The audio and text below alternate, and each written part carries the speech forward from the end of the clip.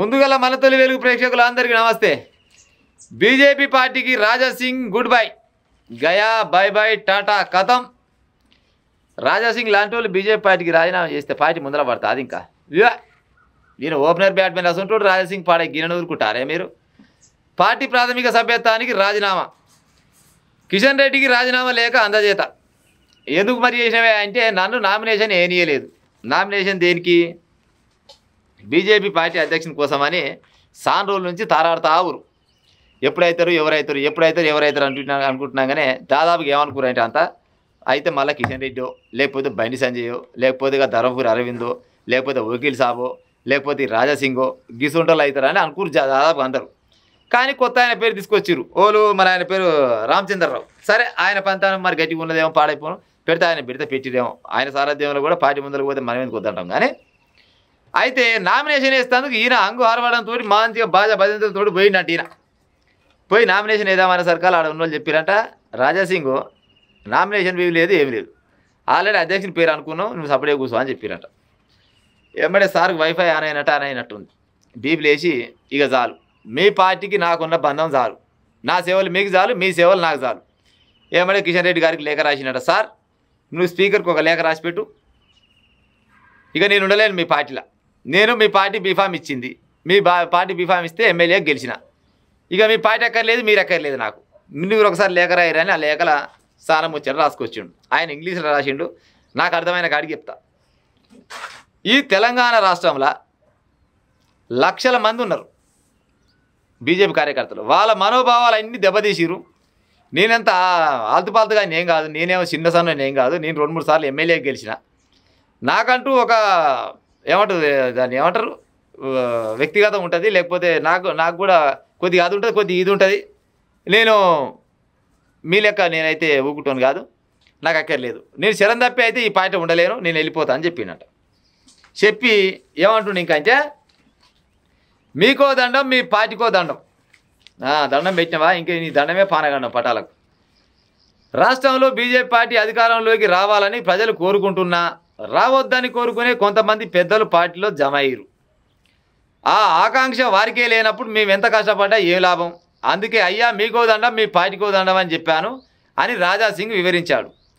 పార్టీలో తాను 2014 నుంచి ఎన్నో ఇబ్బందులు ఎదుర్కొన్న రాజీనామా లేఖలో పేర్కొన్నాడు. తనతో పాటు తన కుటుంబం మొత్తం ఉగ్రవాదుల టార్గెట్లో ఉన్నారని, తాను బీజేపీకి రాజీనామా చేసిన హిందుత్వ సిద్ధాంతానికి మాత్రం కట్టుబడి ఉంటానని స్పష్టంగా చెప్పిండు. కాగా రాజాసింగ్ను బుజ్జగించేందుకు కేంద్ర మంత్రి బండి సంజయ్ ప్రయత్నించినా తన నిర్ణయంలో మార్పు లేదేం లేదని చెప్పి వెళ్ళిపోయినట. శరంగల్లో ఉన్నట్టుంది పాడైపోను. ఒకసారి ఫిక్స్ అయితే నా మాట నేనే అన్నట్టు సామెత ఉండే కదా, గట్టినేమో పాడై. ఇప్పుడు రాజాసింగ్ క్లియర్గా చెప్పాడు, తెలంగాణలో బీజేపీ పార్టీ అధికారంలో రావాలని జనాలకు ఉంది, కార్యకర్తలకు ఉంది, చాలా మందికి ఉన్నది. కానీ మా పార్టీలో ఉన్న 3-4 మాత్రం అసలు ఇంట్రెస్ట్ లేదని చెప్పాడు. మరి ఆ 3-4 ఓలోలు కావచ్చు, కిషన్ రెడ్డి కావచ్చా, లేకపోతే బండి సంజయ్ కావచ్చా, లేకపోతే ఈటల రాజన్న కావచ్చునా, లేకపోతే వకీల్ సాబ్ కావచ్చునా, ఇక గీలే ఉంటారు.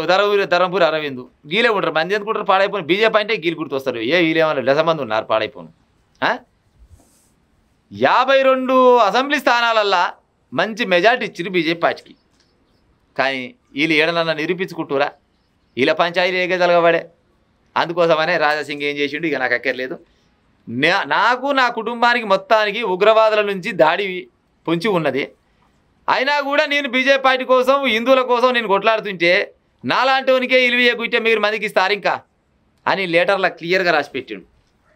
ఆడికి బండి సంజయ్ సార్ చెప్పిండట, ఏ రాజాసింగ్ మమ్మగారు ఉండు, నువ్వు పోతే మా ఇజ్జత్ పోయే కాలం వచ్చింది, నువ్వు ఎమ్మెల్యేగా గెలిస్తేవి, నువ్వు ప్రజెంట్ ఎమ్మెల్యే అయితే నువ్వు పోతే ఎట్టుంటుందని అంటే, లేదు నేను ఉండనంటే ఉండను. అయినా నేను ఇప్పుడు లేచిపోయి పెట్టిన పట్టుకొని షికారు చేసినట్టే ఉంది, అది ఎన్నడుకున్నా లేచిపోయేది, మీకు ఎన్నడుకున్నా అధికారం రావాలని ఆలోచన మీకు లేదు. నేనే కాదు ఆయన ముచ్చట, నేనే కాదు న్యాయమటి ఇంకా 45 వస్తాను రెడీగా ఉన్నారు అని లెటర్లో రాసిండట. ఇప్పుడు ఆయనే కాదు, ఏది మన అధ్యక్ష పదవి కోసము 5-6 పోటీ పడ్డారు. కావాలని ఆశావాదులు చాలా మంది ఉంటారు. బీజేపీ పార్టీ అధ్యక్షుడు అంటే మామూలు ముచ్చట కాదు కదా, కేంద్ర ప్రభుత్వం మొత్తం వాళ్ళ చేతుల్లో ఉండే. ఒక్కరికి ఇచ్చిరు, ఒకరికి ఇచ్చినప్పుడు 3-4 అయితే డిసప్పాయింట్ అయినట్టే కదా. ఇక వాళ్ళు కూడా చిన్నపాటి చంద్రపటం గీసిరట, మనం అందరంగా చెల్లిపోదాం పడి పార్టీకి వెళ్ళి, ఈ పార్టీలో ఉన్నా కానీ 2-3 నడుస్తుంది, మన పప్పులు ఉడికాయి, ఇక మనం వెళ్ళిపోదాం అనుకుంటారంట ఓ బీజేపీ పార్టీ వాళ్ళు. ఈ తెలంగాణ రాష్ట్రంలో కాంగ్రెస్ పార్టీకి ఎంతో కొంత ధీటుగా ఉండేదంటే బీజేపీ పార్టీ అనుకుంటారు జనాలు. పాడైపోను మీరు ఏంది కింది గుండి అంటారే నాకు అర్థం కాదు. కానీ రానున్న రోజులలో బీజేపీ పార్టీది అధికారం అనే జనాలు అనుకుంటే మీ దాంట్లో పాడైపోను ఏమంటారు కదా, గతి లేని సంసారం చేయొచ్చు కానీ శృతి లేని సంసారం చేయలేమంటారు కదా, గది ఇదే ఉన్నట్టు పాడైపోను. మీ దాంట్లో మీకు శృతి లేదు. చక్కదానాల రాజాసింగ్ని వదులుకుంటారా?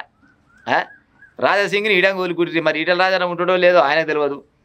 ఎంత అయినా రాజాసింగ్ లాంటి వాడు బీజేపీ పార్టీకి దూరం అయితే పార్టీకి చాలా నష్టం. ప్రజలారా నేను చెప్పిన ముచ్చట అబద్ధం అయితే మీ కామెంట్ రూపకంగా చెప్పు. రాజాసింగ్ లాంటి వాడు బీజేపీ పార్టీకి అవసరమా, వెళ్ళిపోవడం ముఖ్యమా? చెప్పురి ఉంటా మరి.